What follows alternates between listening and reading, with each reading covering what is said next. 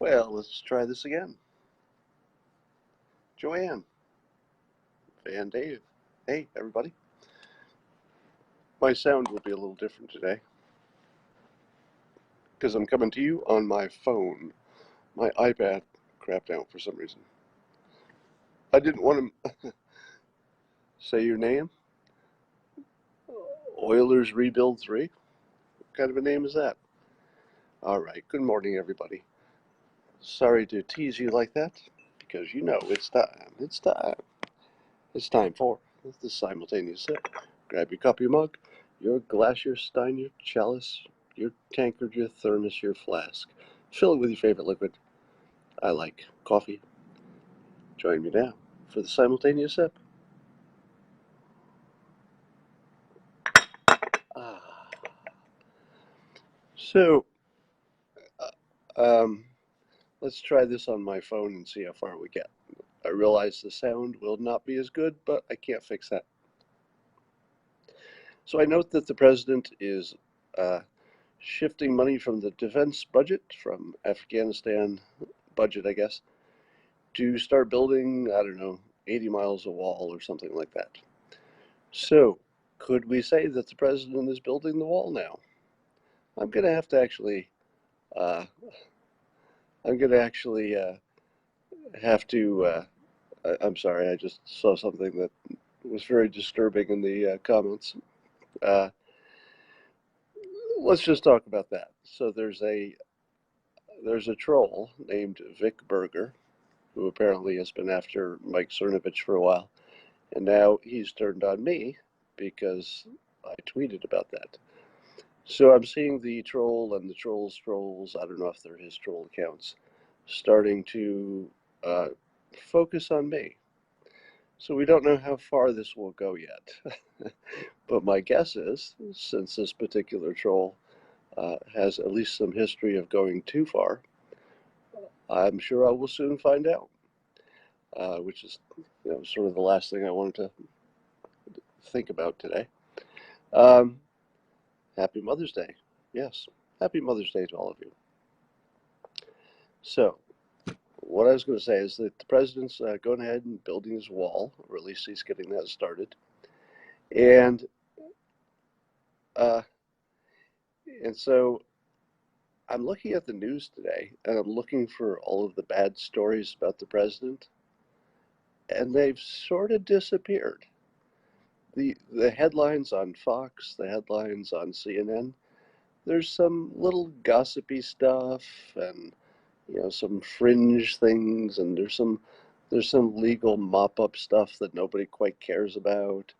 There's who should or should not appear to talk about something that's already been talked about, and who could be indicted but they probably won't, and what if something really were a crime but it isn't, and you know all of it is sort of devolved into this weird boring soup of legalese and details that nobody thinks are important. Because no matter what happens from this point on, is there anybody left who thinks that lawyers are going to take out this president? Because it doesn't look like it to me. It doesn't look like it to me. So the news has just gone soft. They don't have anything to attack the president with because things are going so well. So here's the question. What happens this summer when the news is naturally slow? So this summer, the news always gets slow because people go on vacation and there's just less happening. I don't see how the mainstream media can survive unless they gin up some kind of new scandal to get them through the summer. So what you should be looking for is some gigantic new piece of fake news about the president or about the president's circle. So look for something gigantic and fake that can be talked about endlessly in the what was he thinking, we think his intentions were bad, etc. So it's going to be interesting to see what they cook up. I really look at the news now as, and I mean this not in the jokey sense, but as a reality show, because I think they actually run that way in quite the literal sense. And it seems to me that they need to introduce a new a new element to the show. So the news just ran out of things to talk about. Um, and somebody's asked me if I purposely compete with the Sunday talk shows. No, I always do this at the same time, no matter what. Um, Speaking of boring, CC Cups, is it SE Cups? Did a little piece for CNN in which she talked about why is it that Kamala Harris can't get any traction.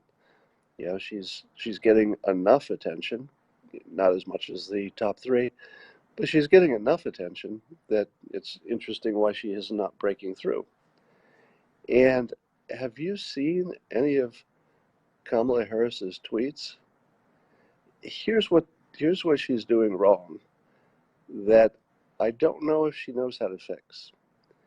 And it goes like this. I'm guessing she was a very good student in school because she's gotten as far as she has. So I'm guessing it's fair to say she was a very good student. And I'm sure that the way she speaks and talks and the vocabulary she uses, very good for a college student. Then she became a lawyer, and I would say that the way she talks is probably very good for a lawyer. If you're a lawyer, it probably makes total sense to talk in a precise way, professional way, and you see that in her tweets and when she talks. Probably makes perfect sense for a lawyer.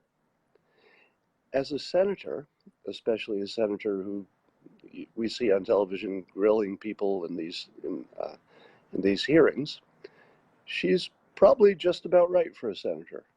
I like a senator who speaks in specific, has a precision to his or her language, understands the details, gets under the hood. Somebody can really grasp the intricacies of topics. I think she probably has a really good personality for that. Probably a really good mind for being a senator. So my compliment to her is she was probably an excellent student, probably really good at her lawyer job, seems to be quite competent at being a senator. But man, oh man, does she not have presidential skills? She is seriously lacking in that next level, connecting with the country at large, being interesting, being provocative, or really just not being boring. She doesn't know how to unlawyer. And if she tries, it looks like she doesn't know how to do it. So, for example, when we see her trying to be carefree and show some personality, it doesn't quite register as genuine because it looks like maybe she's trying too hard to not be a lawyer, but it's not quite coming across as authentic. So I think her biggest problem is that she doesn't know how to be anything except the things she's really, really good at. And I would imagine she's really good at being a senator. Probably good as a lawyer, good as a student. But she doesn't have the people's touch, or even close, which is interesting. So, have you noticed that there's not much Joe Biden talk lately? What happened to sleepy Joe Biden? Did he did he take a week off? Am I wrong that Joe Biden is the number one, polling person, the most important name who's against Trump? And I didn't see any news about him yesterday. And I didn't see any news about him the day before yesterday. And I can't remember the day before yesterday. It feels like the last thing I remember from Joe Biden was several days ago. And and yeah, the only stories about Biden are that Giuliani almost took a trip but didn't. Think about the quality of the news. One of the biggest stories in the headlines is that Rudy Giuliani almost took a trip, but then he didn't. That's it. That's the whole story. That's the news. There was a guy who almost took a trip, but he didn't. Yes, and of course everybody's delighted that the president went with Sleepy Creepy. I think he didn't want to go with Creepy alone, but when he adds them together, Sleepy Creepy, I don't know if that's a keeper, but it does turn it into its whole new thing. Because the problem that the president has is if he goes after the creepy hands-on stuff with Biden, then he's opening up an attack for the, grab him by the what. So I think the president has to combine sleepy and creepy into sleepy creepy so that you don't automatically think, well, what about the president? Has Trump ever touched anybody who didn't want to be touched? There's no evidence of that, but that's where the conversation would go. So the biggest problem on the Democrat side is massive boredom. And the last thing we heard about Biden was all of the cool people in the Democratic Party criticizing him for not going far enough. So I don't know if Biden has any room to maneuver, because let me put it this way. It looks like Biden's approach to climate science is the following, and tell me if I'm wrong. Tell me if I'm reading this wrong. It seems that Joe Biden's approach to climate science or to climate change will be to say it's the biggest problem in the world, a problem that could end, could be an extinction event. So I think Biden will agree with people who say it's top priority, biggest problem in the world.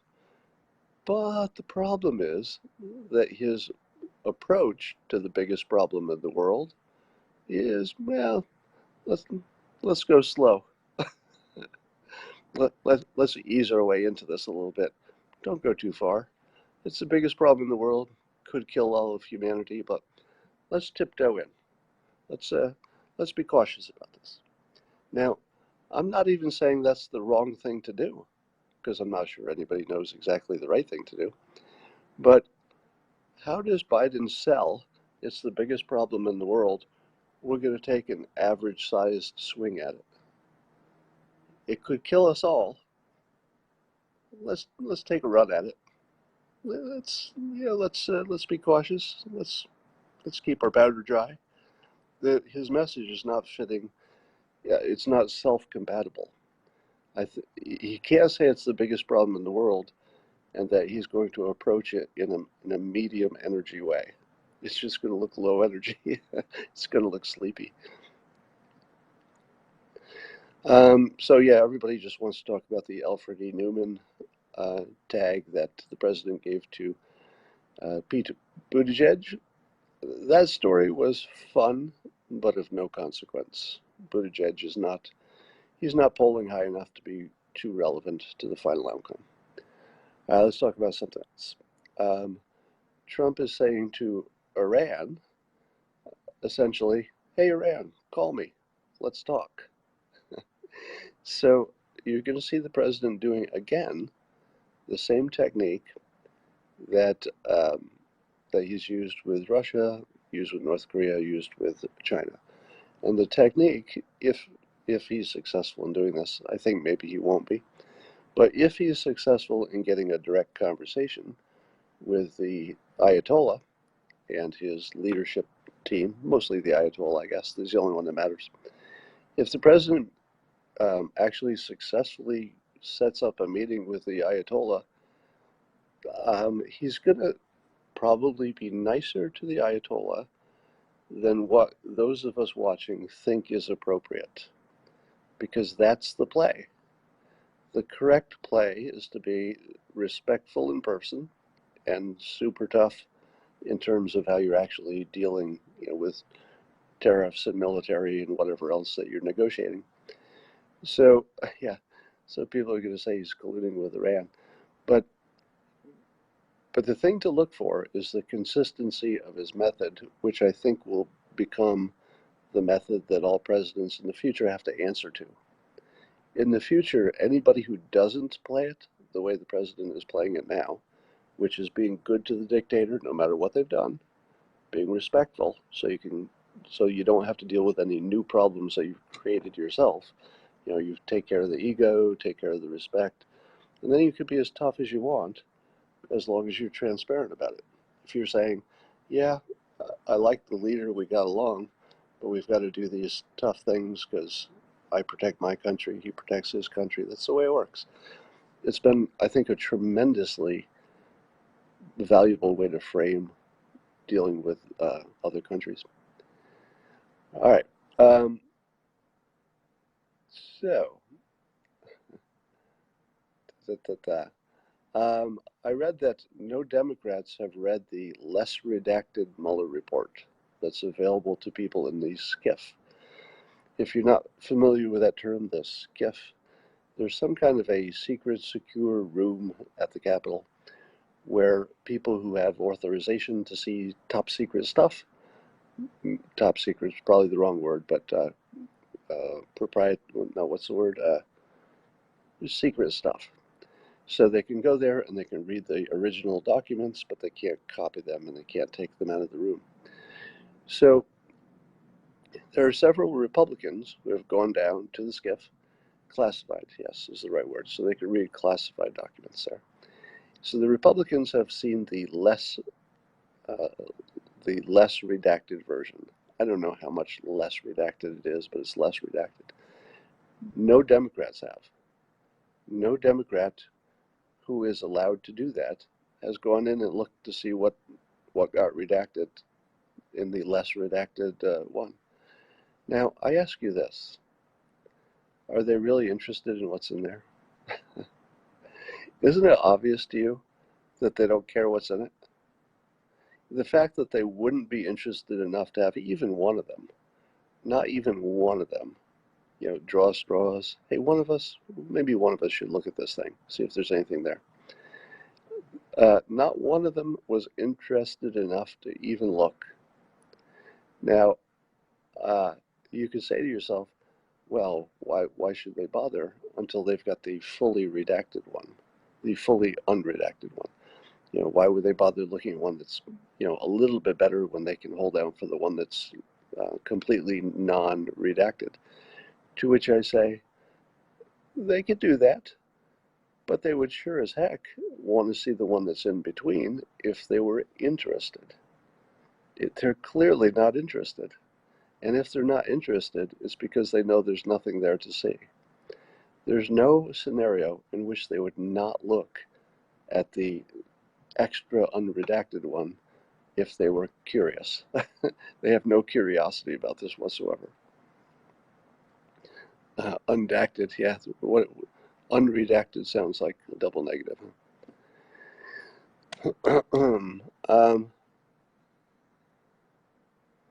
So there's a tweet I tweeted around this morning from Akira the Don on Twitter. And Akira the Don, who's a DJ among other things,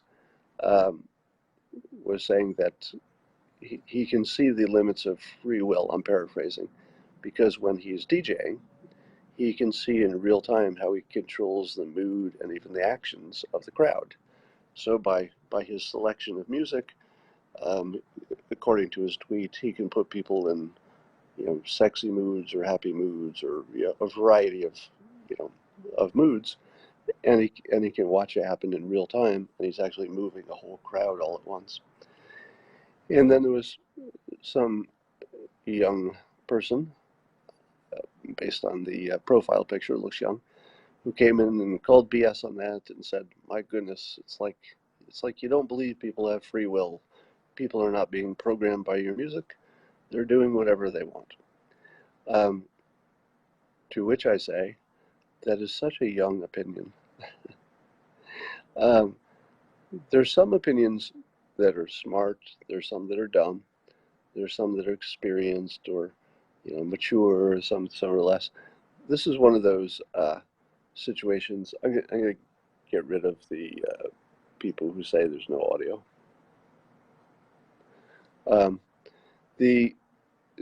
Because I assume that they are trolls. All right, let's go back to where we were. Oh, sorry, I'm just scrolling through to get to the, yeah. So anyway, I would like to come down on the side of music is a drug. It's an audio drug. You put music in your ear, it changes your physical body chemistry, it changes the way you think, and it even changes your decisions. Now, it doesn't change every person the same way, and so there's some unpredictability to it, but it definitely changes behavior.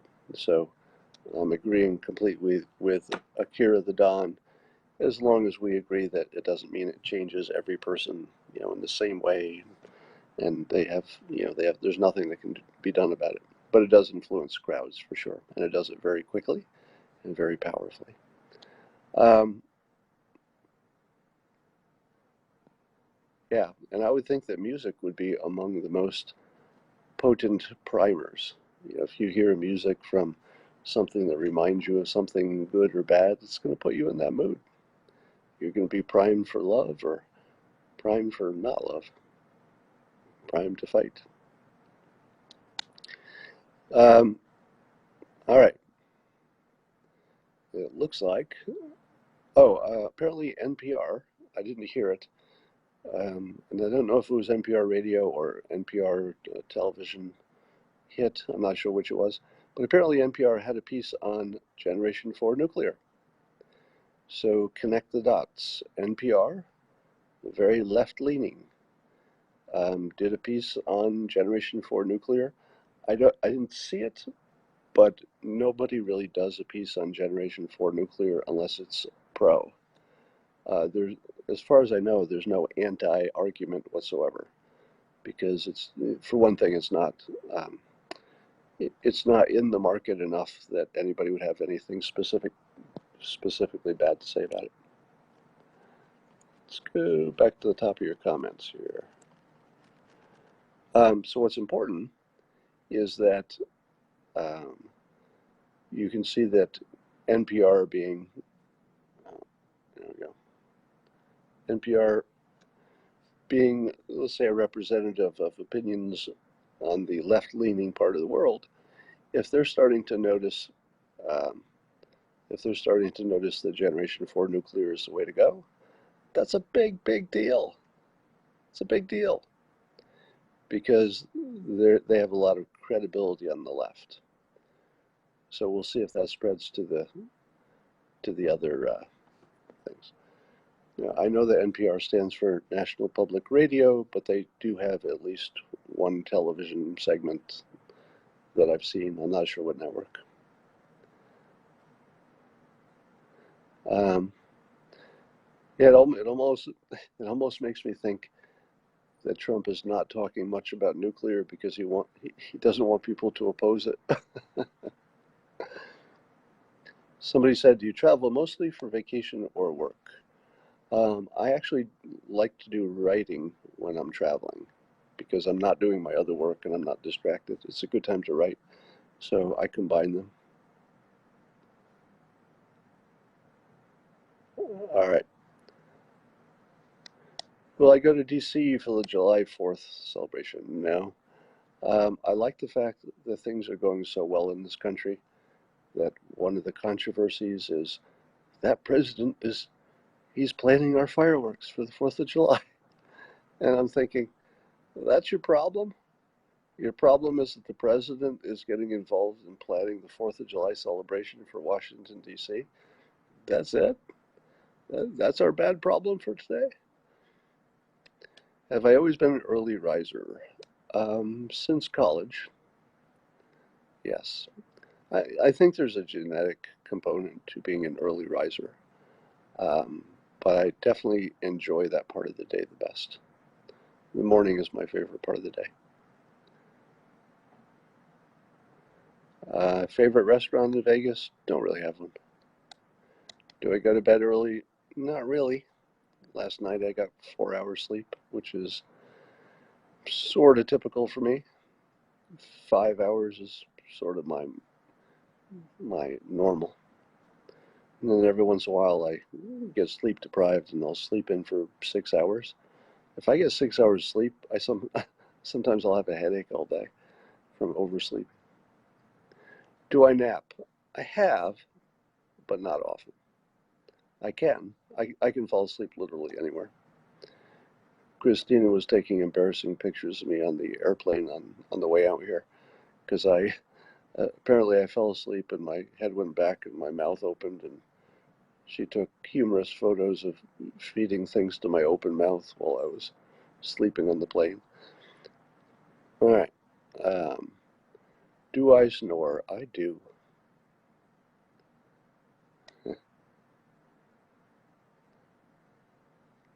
Um, how do you keep notes on different topics? Well, in terms of the topics that I'm going to talk about on Periscope, I just make bullet point notes in a little open document. That's all. Do I dream? I do not. No, I do not. Well, I do not remember my dreams. Um, get a CPAP. I've been checked down. I don't snore enough for a CPAP. I'm I'm at the low end of that. Still predicting Kamala for the nomination. I'm going to stick with the for now. I'm going to stick with the prediction. I have to say that I did not see how bad she would be at this. It was not obvious to me from the start that she would be an amazingly bad, like really bad politician at the national level. That I didn't see that coming. But it's hard for me to believe that Joe Biden can make it all the way through. And the reason I have it hard to believe the reason it's hard for me to believe Biden will make it through is that it seems to be that the Democrats are basing this on electability. Does it seem to you that they've made a monstrous miscalculation? Am I wrong about this? Correct me if I'm wrong. The Democrats thinking that Biden is the most electable might be one of the greatest miscalculations we've seen in recent years. I'm not wrong about that, am I? I mean, I could be. None of us really know. But it seems to me he's the most beatable candidate by far. I, I, I put him on my list of least effective candidates. And here's the problem. He's not going to excite anyone. There isn't one single person on his own team who will be excited. He's like an old pair of shoes. People are putting on their Joe Biden old pair of shoes and saying, these are broken in. I like these old shoes. I like how they feel. They make me feel comfortable. But that's it. Biden only makes them feel comfortable. Do you turn out the vote for he's comfortable? He's like an old couch that somebody's been farting into the cushions for 30 years. It's comfortable, but the cushions are full of 30 years of farts, if that's what you want.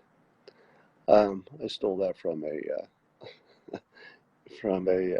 what was the show with the mafia? I forget. Anyway, I stole that line. Um, I sleep less than Sleepy Joe. Probably true. So, yeah, Joe Biden, it could be that Joe Biden is the one who will keep Howard Schultz out of the race because there were so many ways for the Democrats to lose.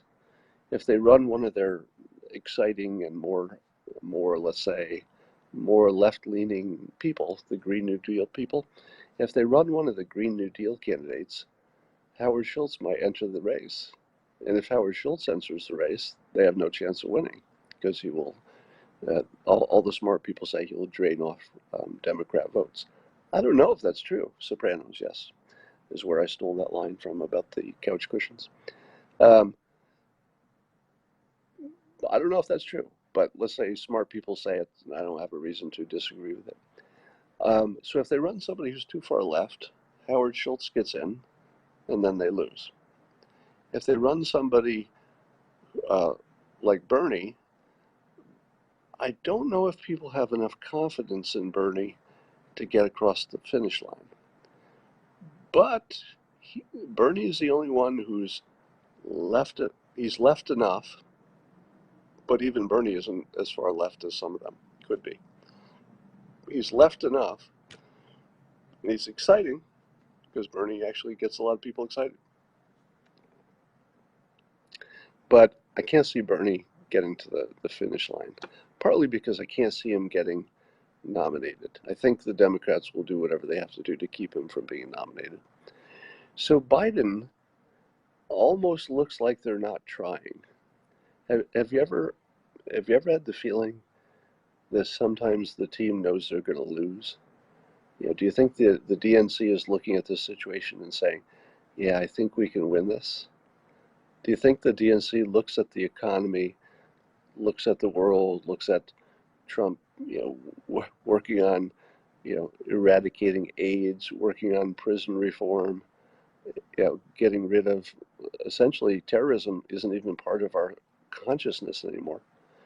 Trump took terrorism out of our minds. Think about that.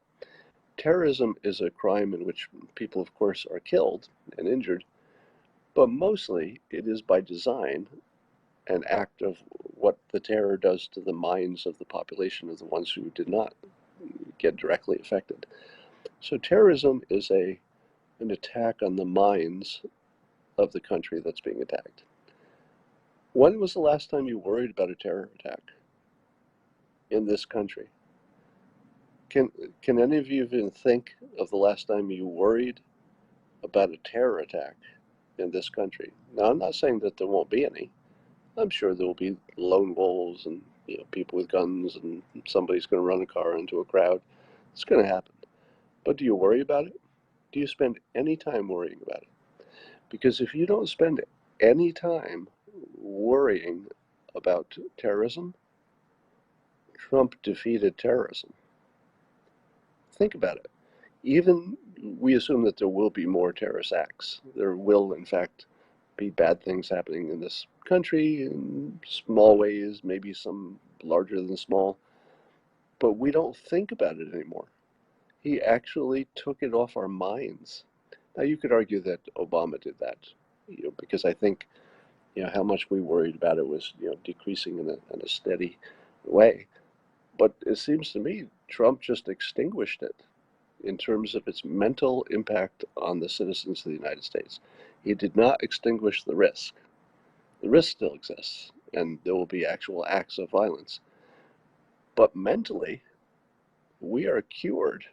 The patient is cured. We, the public, are not worrying about it. It's not part of our political decision. It's not part of our calculations for anything. It doesn't make us uncomfortable. It's just not in our top worries anymore. All right. Anybody have any questions? That's about all I can think of for now.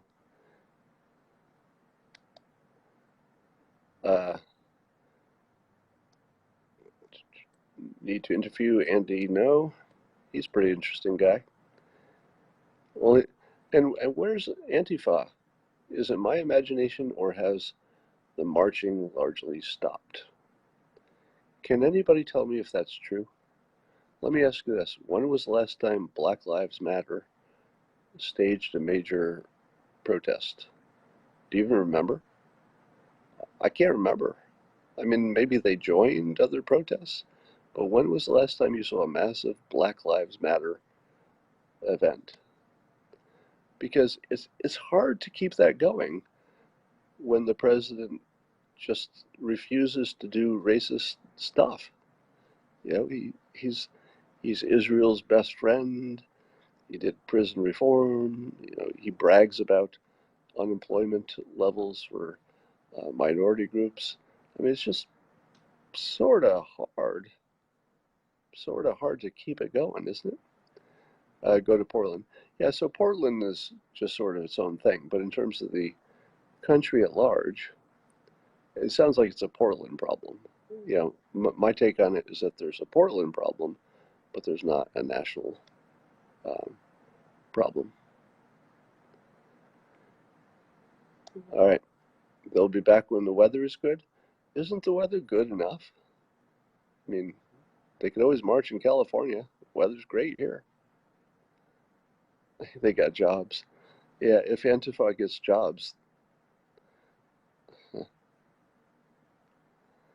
Antifa is only on the West Coast, somebody says. Is that true?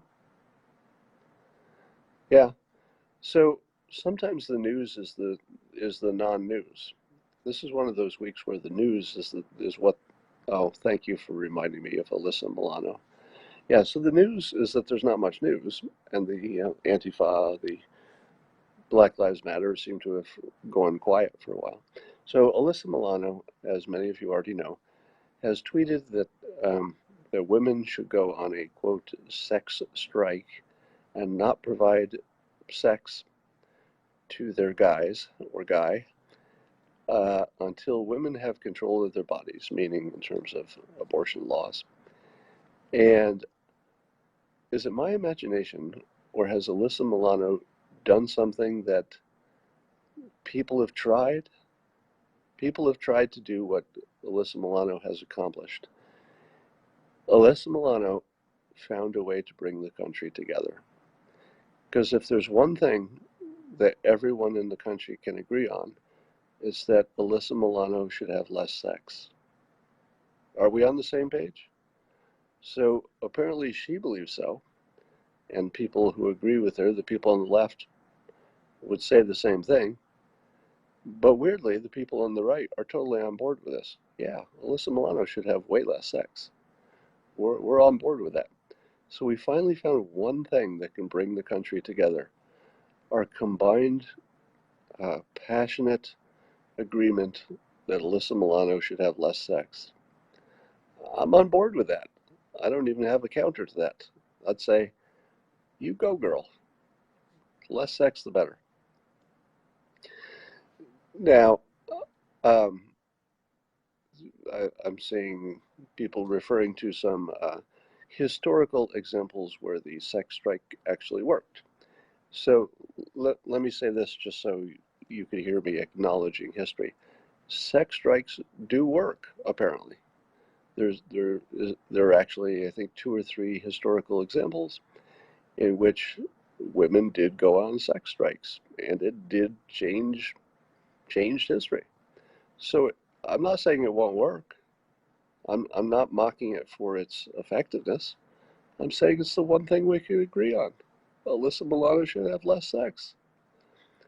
Um, Now, I started to tweet about it, but I can't tell you how many times I wrote a tweet and then I deleted it. I wrote it and deleted it, and I never sent one. And there are a couple reasons for that. One, there are so many jokes I want to make on this topic that I couldn't narrow it down to my top 10. I mean, there's just so many things you can say that I just didn't know where to start. Second, I figured all those things that were obvious to me to say, other people would be saying, and so I would just be, get lost in the crowd of people saying obvious jokes about the thing that has obvious jokes. So I didn't want to be part of that. But, uh, but let me say this about that. The people on the right, I don't know if they could be more entertained because, as you know, a lot of Trump supporters might refer to the anti-Trump males as beta males. I've heard people say that. I'm not saying that. I'm just saying that that's in the political realm. That's the point of view that is very popular in the Trump supporting world. That the men on the left are, maybe they eat a lot of soy. Maybe they're not as dominant as men may have been in the past. I don't have a scientific opinion on that, just telling you what the point of view is. And so to the people on the right, the hilarity of women on the left refusing to have sex with the only people that they were considering worthy of sex anyway, which is men on the left, it's hard to avoid noting how naturally funny that is.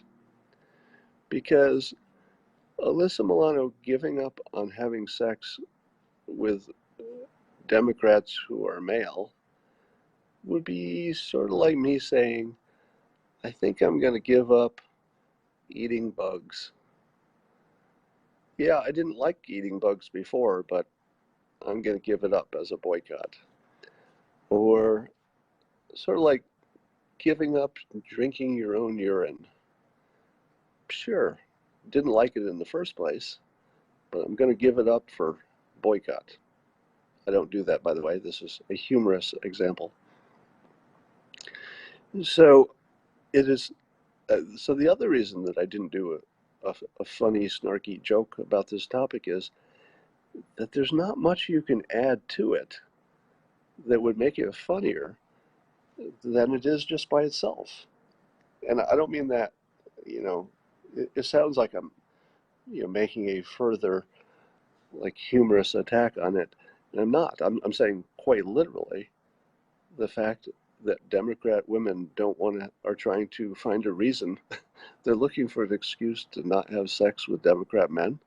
Because let's face it, they weren't having sex with Trump supporters. That wasn't happening anyway. So the only people they're boycotting are the people who maybe they were not so crazy about having that much sex anyway. Just saying. So it's hard to add to that with humor. But I also wondered, every time there's any kind of a political movement in this country, what's the first thing we ask about the movement? Whether it's Antifa, Black Lives Matter, it doesn't matter what the movement is, the political parties, any candidate. What's the first question we ask about any group movement? Question number one, who is funding it? Who's the sponsor? Who's the money people behind the scenes? And I was thinking to myself, who could be the money behind, here I'm just joking, but who could be the money behind Alyssa Milano's call for women to boycott sex? I say follow the money. Who would make the most money from this? Somebody saying Soros? No, it's more obvious. Who would make the most money from the Alyssa Milano boycotting sex? Oh, it's too obvious. Come on, somebody. Don't make me say it. There you go. Pornhub. Somebody said RedTube. You get partial credit. Full credit, actually. Yes. Um, I'm not saying that Pornhub is sponsoring this. I'm not saying that Alyssa Milano is taking money from Pornhub. I'm just taking an example from CNN. CNN simply asks questions. They don't make accusations. So they do it this way. They say, I'm not saying that Alyssa Milano took money from Pornhub to turn all Democrat males into porn watchers because they're not having sex. I'm not saying they did it. But what if? What if they did it? Would it be illegal? If she did it, should it be disclosed? If she took money from Pornhub to promote porn watching through her boycott of sex, what would that do to the country? So, anyway, so those are some of the funny thoughts I had about that. I'm going to say something that I said before that I'm going to say again. Um, everybody makes fun of celebrities when they get involved in politics, and there's a good reason for that. Celebrities have a long history of not being, let's say, credible, not being well informed, not really being in the right field. But whatever you think of Alyssa Milano, I'm going to give her full respect for being effective and for being genuine. I believe that everything she does is coming from, a place where she actually believes, the world would be a better place if they did what she would like the world to do. So I can fully disagree with Alyssa Milano, but I have to say I respect her. I respect her in a way that I do not respect celebrities who just sort of tiptoe in and have an issue and then leave. She's a political activist who is having great success capturing people's attention. So if I'm going to be um, objective, when she did this sex boycott thing and we all laughed, ha ha ha ha, that's such a funny idea. Here are my 10 reasons why this is funny and why it's not going to work and all that. But what are we talking about? She essentially captured the imagination of the country and made us talk about her and her political opinion on abortion rights, approach on choice, I guess. Um, so, am I going to criticize her for successfully capturing attention on a topic that she thinks is important? No, that's a home run. That's A plus business. That's AOC, Donald Trump, President Trump. That's that's top level persuasion. Do you think that Alyssa Milano thought that necessarily the world, all the women were going to go on a sex strike? She might have thought, well, maybe, but I don't think that was the major point. I think the major point is that she's smart and she knows that such a provocative idea guarantees press. And so it guarantees attention on the thing she wants attention. That's an A plus, right? So again, I join you in mocking celebrities who tiptoe into politics and they're just tourists. And I think there was a time when you could have legitimately said Alyssa Milano is one of those. But I think she's proven herself. I think she's proven herself as let's say, a sincere voice who knows how to get attention. And attention is at least, I don't know, half of the game. So you can disagree with her politically, but on her intention and her effectiveness, A plus. I hate to say it because I know you don't want to hear it, but you got to give credit where credit is due. All right.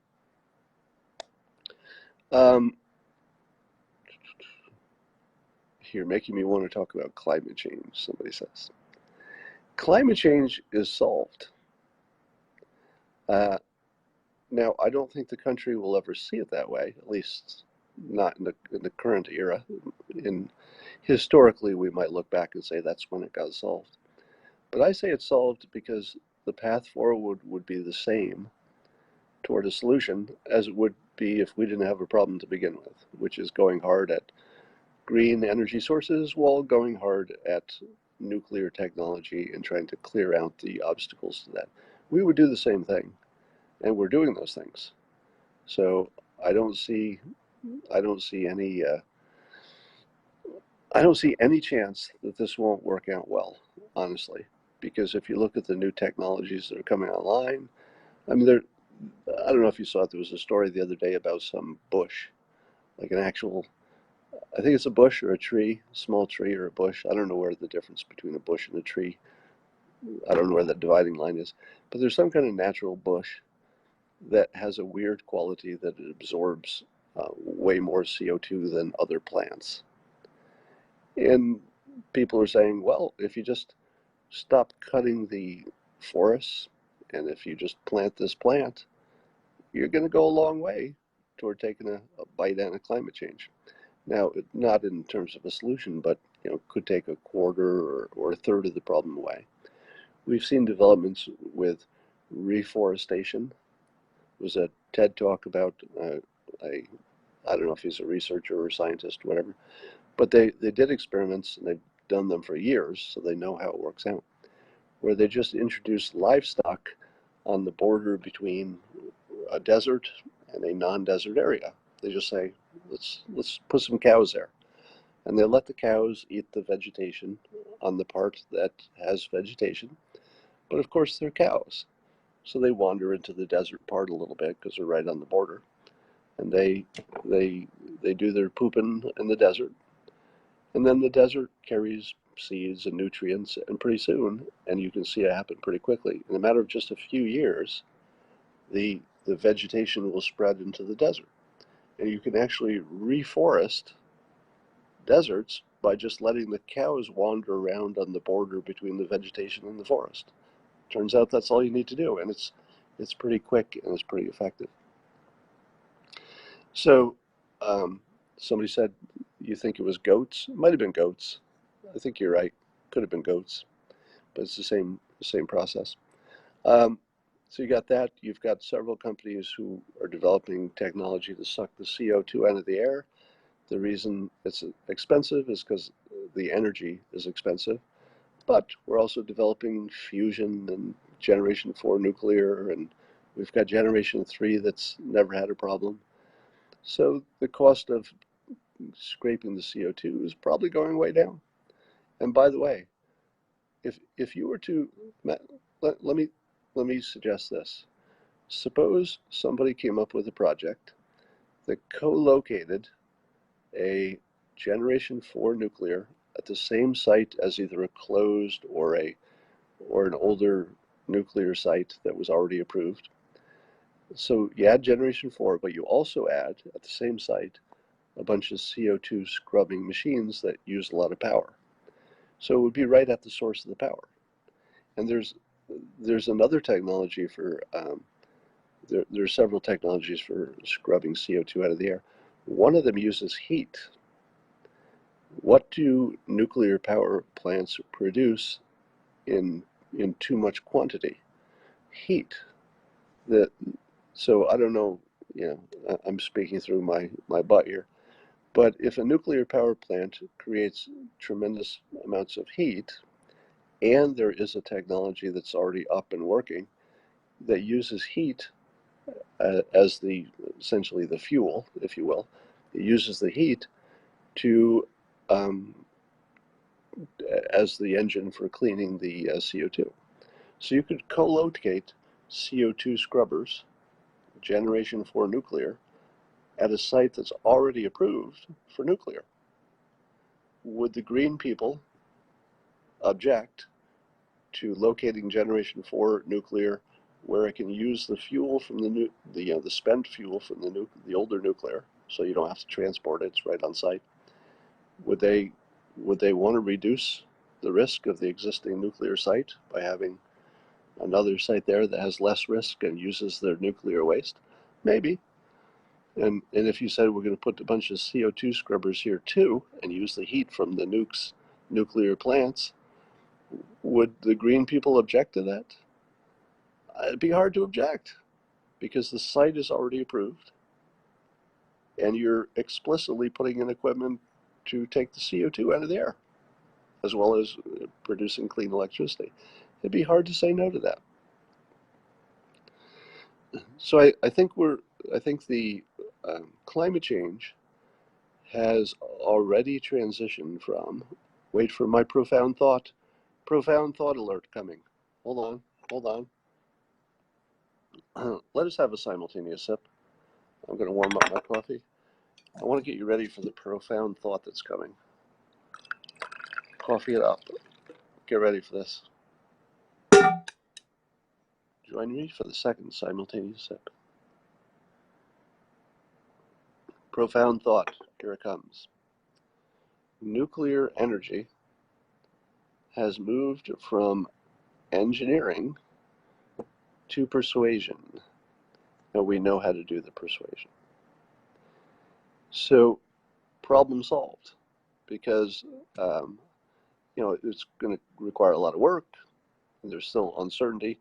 But for the most part, nuclear has always been the answer. We just needed to be able to act on it. We needed to get our psychology right so that nuclear could do what it needed to do. And if you count the psychology of fear that people have been experiencing with the climate change risk, we started with, hey, nuclear is too scary, but the people on the left have, and scientists, have introduced a new fear that's far greater than nuclear. Let me put it this way. How many nuclear plants would you be willing to accept melting down in return for dealing with climate change effectively? Let's say you're the greenest person in the world and you think climate change is a big old problem. And I said to you, I'm sure we can take a big old bite out of it with nuclear energy. But I guarantee you that X number of nuclear plants will melt down over the next 20 years just because you can't drive risk to zero. How many nuclear meltdowns would you be willing to accept in return for largely solving climate change? Think about that question, because I want you to ask that of your friends and coworkers and relatives and see what they say. I don't think they're willing to answer the question. But the most you could imagine would be 3, 5, something like that, because the industry is so safe at this point. The Generation 3, the ones that they have in France, have never had a problem. There has never been a Generation 3 nuclear disaster. It's the old technology. So if I said to you, we're going to build a bunch of a Generation 3, and then as Generation 4 comes online, we'll be building those too. But it's going to be 3 and 4. And I said to you, we've never had a meltdown of Generation 3, and certainly not of 4, because these are new. And they're designed to be far more resistant to any major problems. So if I said to you, we can solve climate change, but you must accept that there will be a few nuclear meltdowns, guaranteed. What number makes you say, yeah, I will accept this many nuclear meltdowns over 20 or 80 years? I'll accept that many in return for saving the Earth from climate change. What would the number be? Okay, the music just came in here. That's freaky. I don't know what that's about. Um, well, a nuclear meltdown is probably going to affect only the people in the local area. And they're not going to die, even with a nuclear meltdown. The problem with a nuclear meltdown is usually pretty well contained, and it makes the area unusable for a while. But the people largely have enough notice to get away. So it's the problem of the actual, maybe panic of getting away that's going to hurt people as much as anything. So let's say that the most that you could ever imagine dying from all the nuclear disasters over the next 100 years might be 100. I'm guessing that a conservative number of all the people who would die from all of the nuclear accidents from new plants. So I'm only talking about plants that you built starting today. The total number of people that might ever kill, 100, and it's probably closer to 0. But let's say 100. If I told you that 100 people would die over the next 80 years if we go strong on nuclear, but it would almost certainly solve our climate change risk, how many green people would say yes? I'll take 100 people. They should, because the climate risk, of course, is catastrophic. 100 people is very low, and it probably would be 0.